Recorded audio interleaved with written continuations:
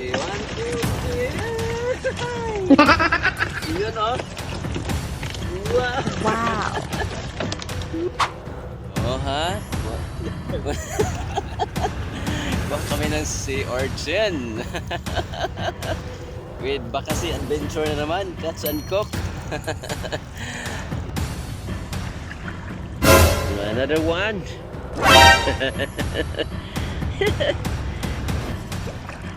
Oh, ha? Yun. Panalo!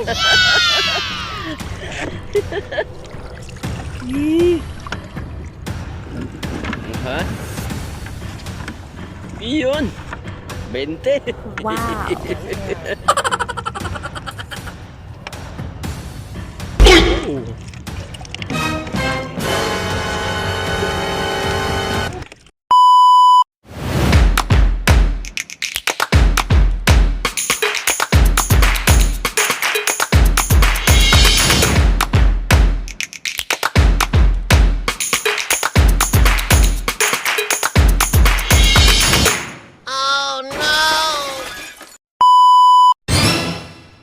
Alright, hello sa lahat ng mga Kanoy Colas followers natin sa buong mundo. Magandang gabi, magandang umaga, magandang tanghali sa inyong lahat.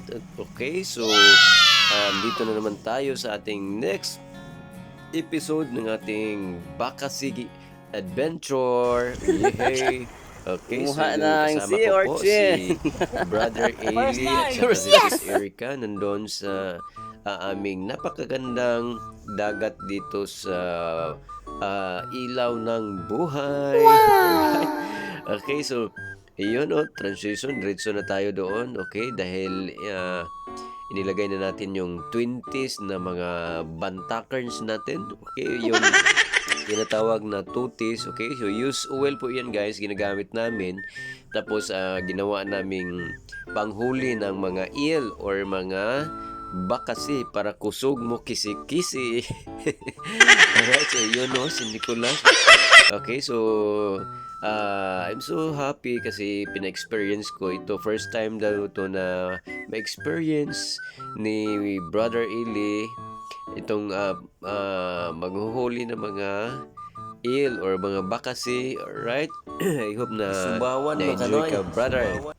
Alright, so ganun yung paglagay namin dito. So so happy and thankful to God na ganito kaganda yung dagat namin dito. So maraming mga shells, isda, at saka yun yung yung hinuhuli namin yung mga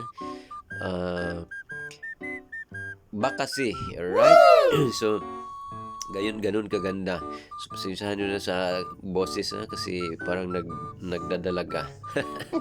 Alright, so imagine mo guys, susurtihin lahat yung yung bantak, diba? Sa isang bantak lang guys, may papasok na 4, 3, 5 hanggang 10. So depende po yan. So okay, Wow. na matatimingan yung nilalagyan natin ng panghuli. Alright, so ganun so maliit lang, di ba? At saka mayroon ding mga alimasag na pumapasok doon. Okay, so yun first namin to na kuha. Okay, so Dito na kami, Bakasi Cats and Cook Adventure with Bro Eli. alright, so grabe. Yan may alimasag na pumasok. So sobrang sakit to mamaak guys. So sobrang sakit to kung once makagat tayo nito, sobrang parang gibuwagan ka og uyab, masakit pas gibuwagan sa uyab ba. Right, yun na nahuli, natali din sa doon sa pangtali namin ng ng pampataw doon sa aming bantak. Yan ng sipit. Okay, sobrang sakit talaga to sa kamay pag kagat ka nito. Alright, so madami din dito na pumapasok din sila dito sa ating bantak.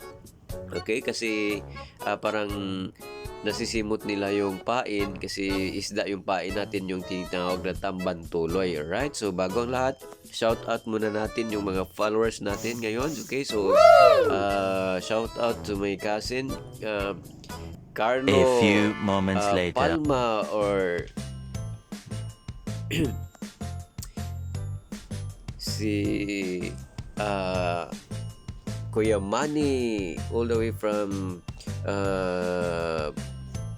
Bulacan, right? O yun ang mga kuha namin guys ni Brother Ili. So grabe, sobrang saya talaga pag ganun yung experience mo doon sa ibaba namin dito sa dagat. Alright, so yun okay, so kasi tapos na kami lahat ng mga huli namin doon sa dagat na mga eel or mga bakasi. Okay, sobrang almost 2 kilos din yung kuha namin ni Brother Eli. So thank you so much Brother Eli at saka ni Sis Erica sa pag-experience ng ating Bakasi Adventure. I hope sa susunod babalik kayo dito para catch and cook na talaga doon din sa dagat natin lulutuin. Wow! Alright, so sobrang ganda talaga ng experience. Ito yung hindi talaga mababayaran ng pera yung experience mo dito guys. Okay, so thank you so much. Kasama ko din si Mamada. Okay, at the same time, nakita ko din yung friend natin si Oman. Thank you guys.